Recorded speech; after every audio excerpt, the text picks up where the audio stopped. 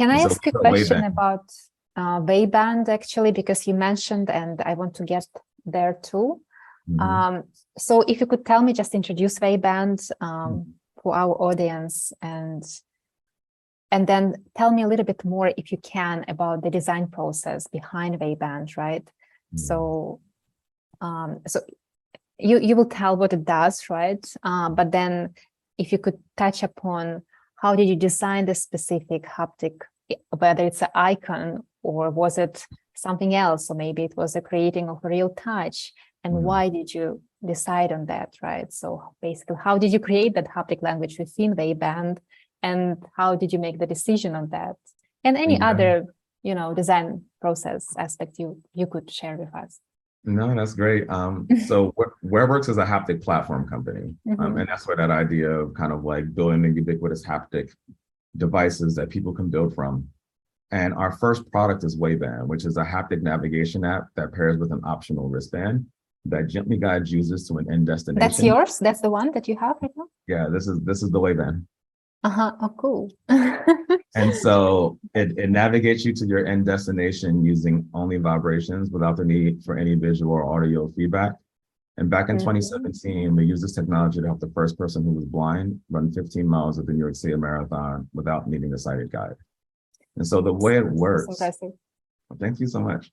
The way it works is when you're in the right way, you kind of feel nothing, you don't feel anything at all. So if you're facing the right way, you feel nothing, right? You swivel to the left about 20 or 30 degrees or right, and you'll get a tiny vibration.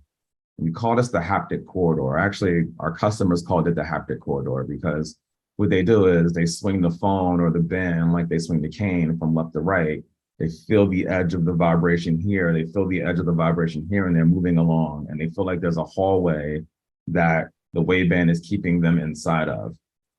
So can I ask a question? So they feel vibration on the side of kind of, let's say if I'm going to the right and it's the wrong direction to the right, so I feel the vibration from my right side to push me towards left? No, or it vibrates always in the same location on the band. Exactly. We actually, like the haptic spatial problem, most people, that's what they did, was that they said, hey, I need you to go left, I'm gonna put a haptic on the left side. I need you to go right, I'm gonna put a haptic on the right side. But also, so it's like the challenges that creates is that like if the locations are too close on the skin, it's really hard to tell, especially at the wrist, because there's a lot of bone and vibration. So it's hard to tell whether this part of your wrist or this part of your wrist. I mean, you can tell left and right, but like telling like from a 90-degree angle, vibration can be Plus, a bit it could of a be challenge. confusing, right? Let's say if it vibrates from the right, maybe it means I have to go further to the right. Exactly. I'm not being pushed to the left, so it's also confusing. It could be. So what we did is we used a single actuator, and what we did is we didn't design left or right. We designed a 360-degree experience. We designed correct and incorrect, and then we designed correct and varying degrees of incorrect. So when you're facing 0, you feel nothing. Up to 30 degrees, you feel the tiniest vibration we can give you. That vibration will scale linearly in volume the wronger you get until you're 180 degrees the wrong way. And at that point, we give you the loudest vibration that your device can. So there's a linear scale, like a volume. It's like turning down the volume on a stereo. You get to the right way, there's no sound. And the metaphor that we took from the haptic, I mean, you can take the haptic corridor, that was the metaphor that was created by our users, but the metaphor that we took was like, kind of like follow the light, but in the light, there's space, there's quiet, there's silence. Right? So we just took the metaphor of follow the light and then turned it into a haptic experience. And so now we know where you are. We know the next intersection that you need to go to. In most places, that's a straight line. So we know that you need to get there. And when you get there, we give you a haptic that then says, buzz, buzz, buzz, your phone is ringing. And at that point, we give you a new direction to go into. I see. So it's a vibrotactile feedback, correct? So exactly. And it's constant haptic feedback. So they get the feedback whenever they pull their arm up and they swing to the left or swing to the right. They get the feedback instantaneously at every given moment that they're moving through.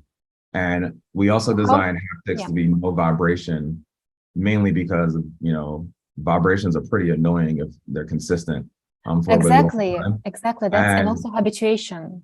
And battery power, like, which was the biggest part of the issue, is that we didn't want to drain the devices or make unnecessary battery or weight sacrifices so that the device can feel as light and as natural as possible.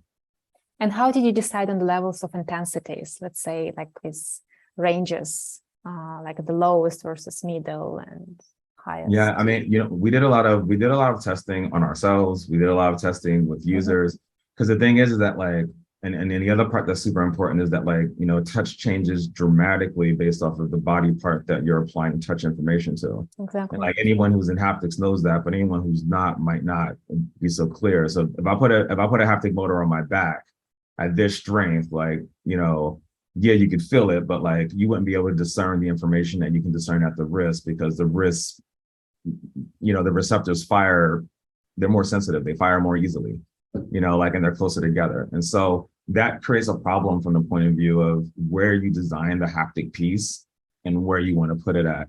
The other thing is that, like, there are conditions, like, because a lot of people in our community have disabilities. We work a lot with blind and visually impaired, with people who are deafblind, with people who are deaf, with wheelchair users, power and manual.